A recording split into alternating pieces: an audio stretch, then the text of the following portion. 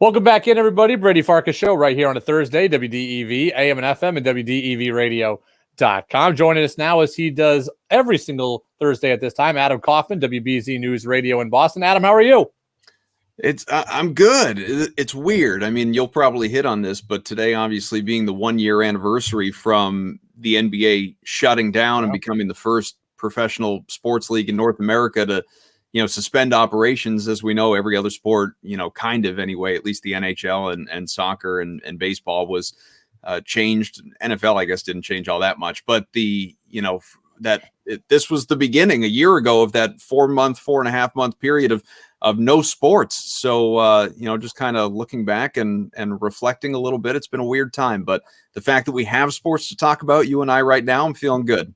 A crazy anniversary. I watched the E60 this past weekend on Rudy Gobert and his whole role in it, which was pretty wild to go back. And the last game that the Jazz played, at least, was against the Celtics. I can't remember if that's the final. You were there. Okay. And that was what was so funny about that was I don't go to a lot of games. I mean, I may go cover the occasional game, but I go very rarely as a fan.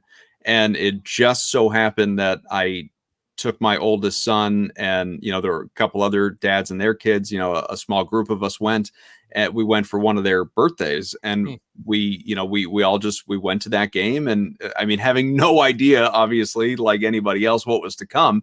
But it was just so crazy. Like year ago we're at the Garden, and then it just nothing, and people really have not been back to the Garden since. That's going to change, as we know, around here coming up later this month, in the next couple of weeks, which is great. They'll start to begin the process of getting some fans back in the building for Bruins and Celtics games, and Fenway to follow for the Red Sox, and eventually the Revolution at Gillette, and obviously the Patriots when the football season rolls around. But it's just so wild to even look back at some of those pictures and videos we took that night to see what was and what hasn't been since. Unbelievable. I was going to start with the Patriots. I'll push them for another question or two down the line, but Celtics are back in action tonight out of the All-Star break. They're going to take on the Brooklyn Nets, the darling Brooklyn Nets of the NBA right now. They are going to get Marcus Smart back tonight, and I know you're a big Marcus Smart guy, as am I. How big a deal is that going in to maybe not even much this game, just the rest of the second half of the season?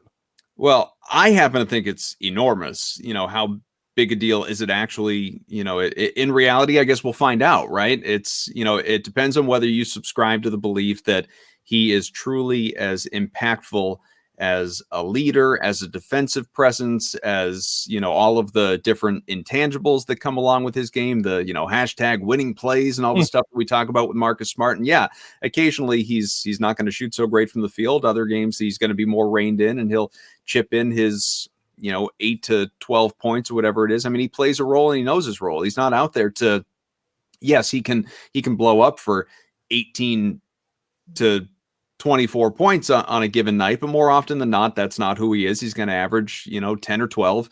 He's not going to be Jaylen Brown or Jason Tatum, and he's not supposed to be. That's fine. Yeah. He again is kind of it feels like it's selling him short to call him a glue guy. He is a glue guy. He's an important guy. I think any championship level team or team with that kind of aspiration should have a guy like a Marcus Smart and some of the things that he brings to the table on that club to kind of put you over the hump. Now, is he truly a difference maker?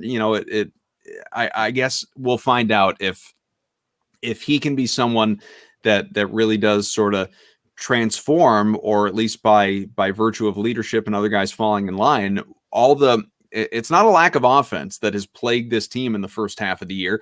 It's an effort issue. It's a defensive issue. It's a, at times mentality issue. Smart brings all of those things that you're looking for. Will other guys follow suit? And as he brought up in talking to the media yesterday, they've only, and it's excuse making, but it's also reality. Sometimes you just need to explain yourself through circumstance. They've only had their desired starting 20 some minutes this entire season. So yes, Smart is going to start out on a minutes restriction. That we're not going to see full throttle Marcus Smart here tonight against Brooklyn, or even, maybe in the next week or two. But eventually, you brought up second half of the season, just in general, bigger picture, as the season moves along, I really do think his impact can be just significant from where they've been. Well, we hope so for sure. Celtics 2 games over 500, riding a nice little 4-game win streak out of the end of the first half. So again, against Brooklyn tonight, Adam Kaufman joining us from WBZ News Radio in Boston. You know, it's NCAA tournament time almost. I used to love college basketball, and I still enjoy the tournament, but I don't watch nightly like I used to. As I've gotten further removed from college age, I've started to like the NBA far more. Yeah. But I used to say, I don't like the NBA. They don't play any defense. Now that I'm watching religiously, I say, you know what? The offense is that damn good. How do you stop these guys? But my question for you is it too easy to score in the NBA? Like, should there be a change? Like, I don't want to see 137 to 134. I also don't want to see 90 to 86 either. But whether it's moving back the 3-point line, getting rid of the corner three, allowing zone defense, is there something that could be done, you think, to neutralize scoring a little bit? Well, a defensive mentality, is important. I think you're right that it would be too big picture to say, hey, like teams don't play defense, but a lot of teams don't. Like the Brooklyn Nets do not play defense. They don't care about defense. Their game plan is we're going to outscore you and we've got the talent to do it. And you know what? They're right.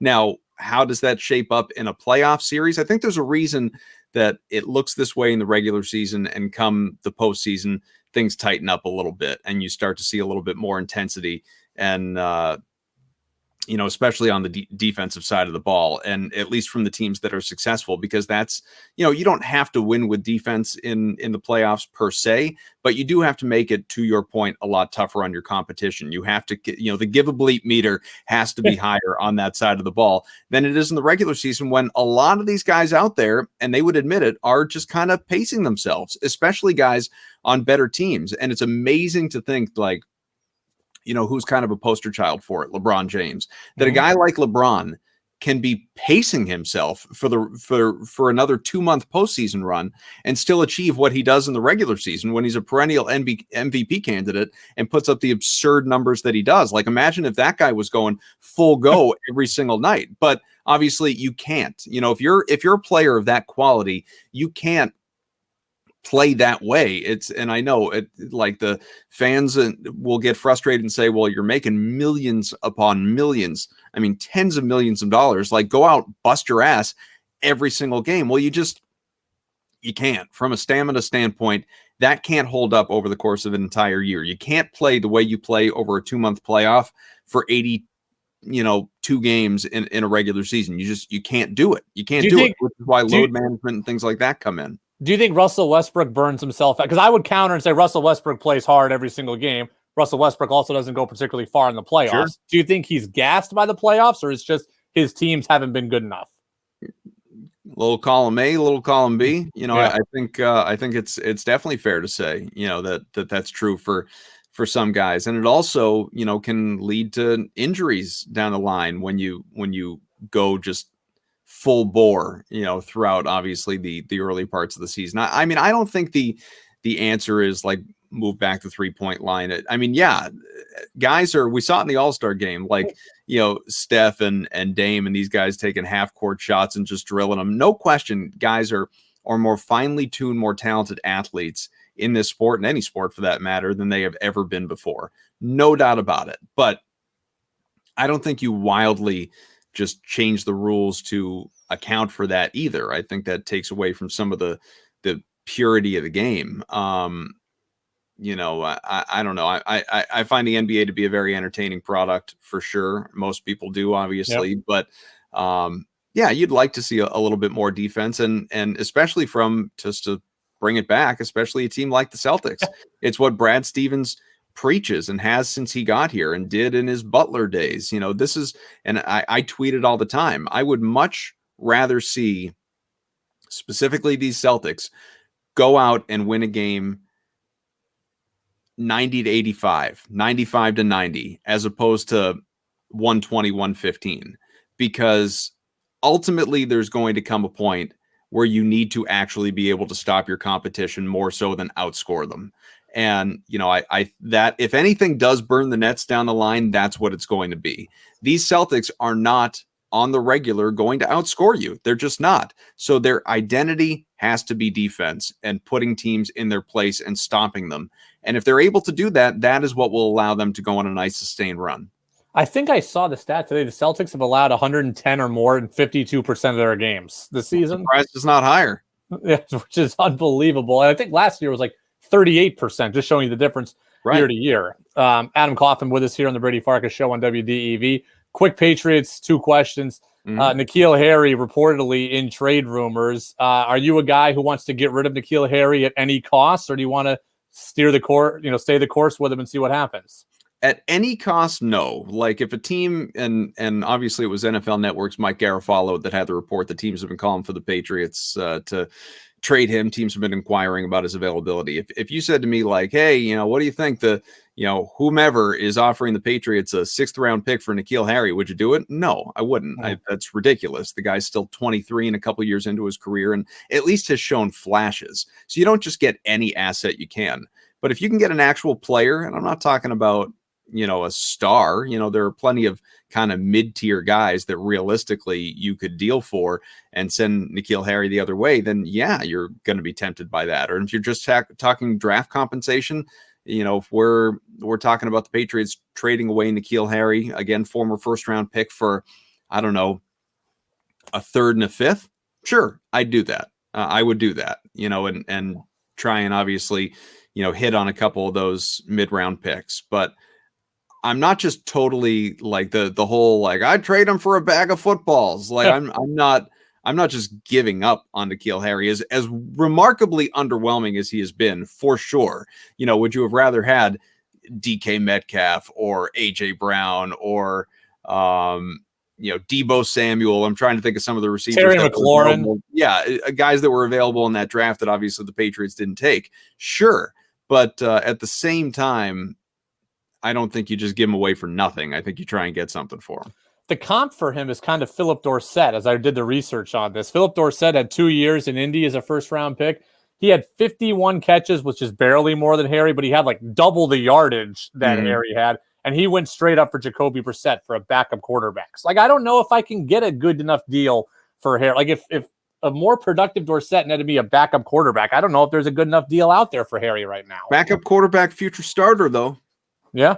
Okay. I mean, I know he's not right now, but maybe he will become the season. But he, at least Indy did use him in that, I don't think they acquired him to be a backup quarterback. I think they acquired him, with hopes that he'd turn into something. So, I think maybe you're underselling Jacoby Brissett's value a little bit, but I get your general point. Obviously, I think you're looking to acquire a guy, not a backup quarterback, a guy that is going to come in and actually serve a role on the team, because let's remember the Patriots wide receiver core very thin right now. Yes. I mean, if you were to deal Harry, the only guys that you have coming back from last year who had more than 20 catches are Edelman, assuming he comes back, and Jacoby Myers. That's it.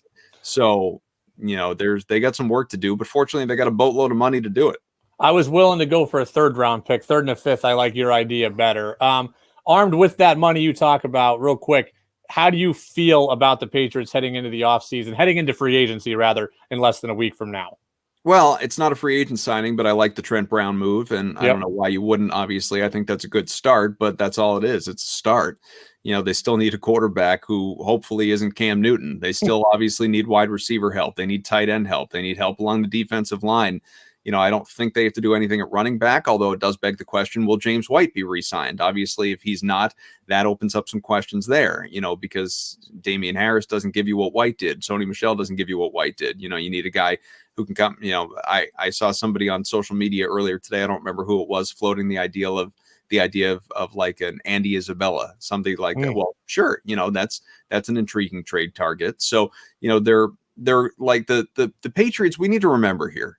They got a lot of money. They've around after the Trent Brown deal, I think around $60 million or so to spend here with a reduced salary cap, but they're not going to go and deal for Deshaun Watson or trade for Russell Wilson. I absolutely think Jimmy Garoppolo is still in play, some of these other guys, but in terms of receiver, like, are they going to, spend what it'll take for, I don't know, a Kenny Golladay or a Juju Smith-Schuster or a Will Fuller or a Curtis Samuel or, any of these guys that have been cut loose, AJ Brown, or obviously at tight end, Hunter Henry or Jonnu Smith. I don't think you're worried about like Aaron Jones and Chris Carson and some of those. Again, like you should pretty much have it figured out at running back if you bring back White.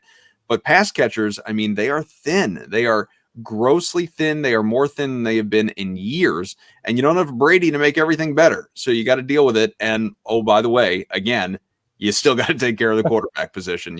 Whoever it is that's coming in, you got to get them the ball. ESPN had Galladay to the Pats at 5 years, $105 million. That was their prediction today. Big number. That was like a $40 million overpay for the next offer. So that's like how much the Patriots would apparently have to overpay. And you mentioned James White. I love James White, but for me, the answer is always bring in Rex Burkhead. I don't know why, but Rex Burkhead is my guy and always has been. Yeah, when he's healthy. Yeah, well, that's a big win. So Adam Kaufman, WBZ News Radio in Boston every Thursday with us here. Adam, I appreciate you, man. Pleasure, man. Anytime.